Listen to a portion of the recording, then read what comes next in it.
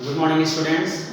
Today I will tell you different types of sentences जो हैं उसकी जो पैसिव वॉइस है वो कैसे बनेंगी. Two sentences interrogative passive, two sentences negative passive, two sentences, four sentences imperative passive and next जो two sentences है वो two or more object passive voice. Okay, so look, be carefully, ध्यान से देखें और समझने का प्रयास करें. Look, first sentence is interrogative passive. Look, did you invite him? First of all आपको ये पता होना चाहिए कि यदि डू डज और डिड से यदि वाक्य प्रारंभ होते हैं, ठीक है, तो वो कौन से टेंस में होगा वाक्य. ध्यान से सुने, मैं बता रहा हूँ आपको. यदि सेंटेंस डू से प्रारंभ होता है तो वो वाक्य प्रेजेंट इंडेफिनिट टेंस का वाक्य होगा. यदि सेंटेंस डज से प्रारंभ होता है तो वो वाक्य भी प्रेजेंट इंडेफिनिट टेंस का वाक्य होगा. और यदि कोई वाक्य डिड से प्रारंभ हो रहा है तो वो वाक्य पास्ट इंडेफिनिट टेंस का होगा. Okay, so look at the black board.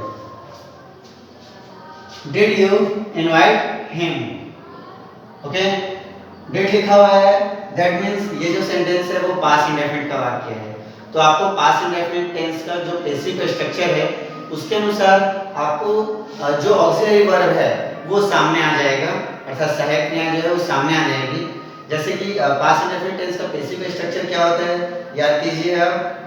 Object plus was oblique where plus third form the verb plus by plus subject. Okay, तो जो was where है वो फ्रंट में आ जाएंगे बिकॉज ये जो सेंटेंस है वो इंटरोगेटिव है, ठीक है. और ऑक्सिलरी वर्ब्स जो है वो हमेशा सामने आ जाता है जब इंटरोगेटिव हम बनाते हैं तो, ठीक. ओके, सो हिम का तो यहाँ पे क्या हो जाएगा, was. क्यों? क्योंकि हिम का ही हो जाएगा जब फ्रंट में आएगा वाक्य. तो ही was होता तो was क्या हो जाएगा, फ्रंट में आएगा. सो was हिम का ही, third form the verb invited by you, question mark. इस तरह से आपका इंटरोगेटिव पैसिव बन गया. Clear? Okay, so look fast. Had they posted the letter. देखिए हैड लिखा हुआ है, दैट मींस ये वाक्य पास्ट परफेक्ट टेंस का है, ठीक है. तो कैसे बनेगा ये, had the letter been posted by, they का क्या हो जाएगा, देन. ओके, इस प्रकार से आपका इंटरोगेटिव पैसिव का कुछ एग्जांपल मैं बता दिया. अब नेक्स्ट जो एग्जांपल है वो नेगेटिव पैसिव का है. सो देखिए ध्यान से. We do not hate the poor. Do लिखा हुआ है, प्रेजेंट इंडेफिनिट का सेंटेंस है तो पैसिव कैसे बन जाएगा, द पुअर. ओके, इज, चूंकि ये नेगेटिव है इसलिए यहाँ पे क्या लगेगा, not. The poor is not, hate का third form hated by us. The poor is not hated by us. Clear? Next sentence is he was not helping me. Was लिखा हुआ है, पास्ट कंटीन्यूअस का सेंटेंस है.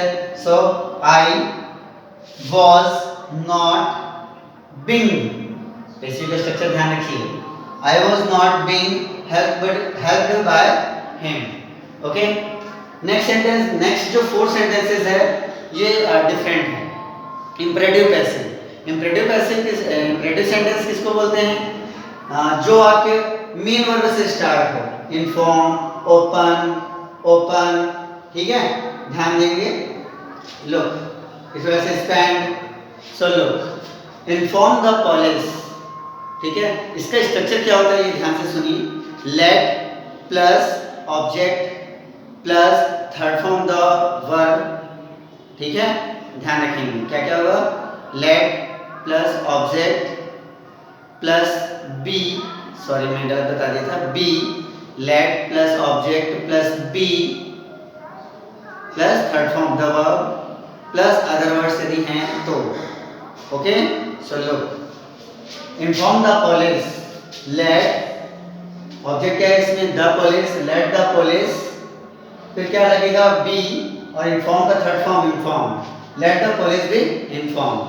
नेक्स्ट सेंटेंस ध्यान देंगे, open the door, let the door be open. Clear? Next sentence में देखेंगे आप ये रिक्वेस्ट कर रहे हैं, ठीक है। Please open the lock, please open the lock, that means ये रिक्वेस्ट कर रहे हैं। सो ध्यान से देखिए क्या हो जाएगा यहाँ पर, हम किसी को यदि रिक्वेस्ट करते हैं तो क्या हो जाएगा, यू आर रिक्वेस्टेड हो जाएगा इस सेंटेंस में, you are requested to open the lock.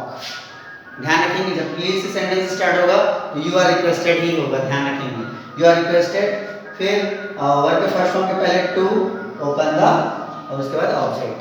Clear. Next sentence देखेंगे, ये भी सेंटेंस जो है वो इंपेरेटिव पैसिव का वाक्य है, देखेंगे spend all the money, but यहाँ पे नेगेटिव है, ठीक है। तो देखेंगे let all the money, okay, चूंकि ये नेगेटिव सेंटेंस है इसलिए यहाँ पे क्या लगेगा, नॉट, उसके बाद बी के पहले नॉट लगेगा, let all the money not be spend. Next sentence, next जो टू सेंटेंसेस है इसमें दो या दो से अधिक इसमें ऑब्जेक्ट है, देखेंगे यहाँ पर मी भी है, यहाँ पे अ बुक भी है, यहाँ पर अस भी है, यहाँ इंग्लिश भी है, तो इसमें दो ऑब्जेक्ट हैं, तो वो कहाँ पे लगेंगे, देखिए he gave me a book, he gave me a book, second form में है वर्ब, दैट मींस ये वाक्य किसमें है, पास्ट इंडेफिनिट टेंस में है। सो जो फर्स्ट ऑब्जेक्ट रहता है उसी से स्टार्ट करते हैं वाक्य, ध्यान रखेंगे। मी का क्या हो जाएगा यहाँ पर, आई के साथ क्या लगता है, वॉज, आई वॉज, गिव का third form given, I was given, okay. Then जो सेकंड ऑब्जेक्ट रहता है उसको हम यहाँ पे लिखेंगे, I was given a book, okay, by, और ही का क्या हो जाएगा, हिम, ओके। नेक्स्ट सेंटेंस देखिए, he taught us English, he taught us English। First of all क्या लिखेंगे, फर्स्ट जो ऑब्जेक्ट है वो us का क्या हो जाएगा, we, अब चूंकि ये सेकंड फॉर्म में है इसलिए क्या होगा, कौन सा टेंस है ये, past indefinite tense. we were taught का teach taught थर्ड फॉर्म ध्यान रखें, we were taught, ओके, फिर second object we were taught English, clear, and by, और ही का क्या हो जाएगा, him, we were taught English by him।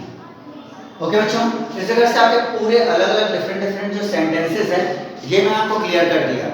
आप इसके विभिन्न प्रकार के एग्जांपल्स, आपको विभिन्न प्रकार के गाइड्स नेट में आप सर्च कर सकते हैं और उसको वॉच कर सकते हैं और उसको समझ सकते हैं, और यदि आप उसके बावजूद यदि आपको नहीं समझ में आता है तो you can call me, bye, see you and have a wonderful day, bye.